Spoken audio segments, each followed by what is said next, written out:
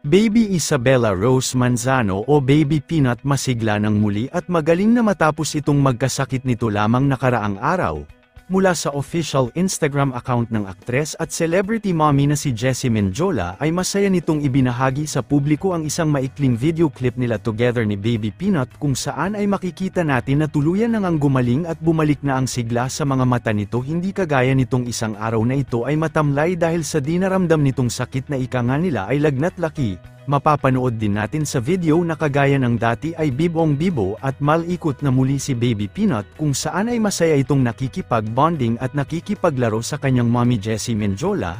Hindi naman naitago ni Jessie Menjola ang labis na saya at pasasalamat dahil tuluyan ng gumaling at bumalik ang sigla ni Baby Peanut. Matatandaan kasi na nito lamang ding isang araw nang magkasakit si Baby Peanut ay labis din ang kanilang lungkot at pag-aalala ng kanyang mister na si Luis Manzano dahil alam naman natin na pag may dinaramdam ng sakit ang anak ay doble naman ang pag-aalala ng mga magulang.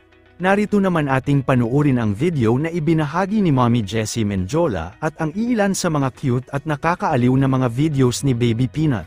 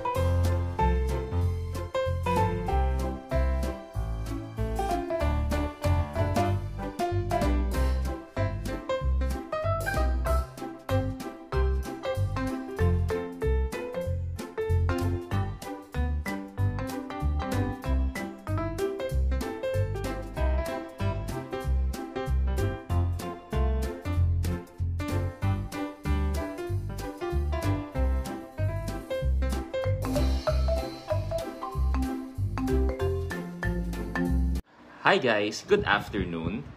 Long time no live. Nandito si How How sa tapat ko. At si... Uy, umuubo-ubo ang baby. Oh, it's okay, my love. At si Peanut ay kumakain ng... It's okay, my love. Kamusta kayo? Medyo... Actually, hindi lang medyo, napakaulan. At alam ko maraming mga tinatamaan ng... tinatamaan ng bagyo ngayon. Kumakain ng Mojos ang baby ay kumakain ng Mojos ng Shakey's. At mag-ano ako, dahil matagal-tagal akong hindi naka-live. So ang gagawin ko, ayan. Ito yung bagong hero ng Shakey's. Ano siya? Sandwich. Yan o. Uy, sarap. Ito yung bagong hero sandwich ng Shakey's. Punyong-punyo, oh. Wow. Sarap ah. May salami, may pepperoni, may olives. Ating hero ng Shakey's. One more.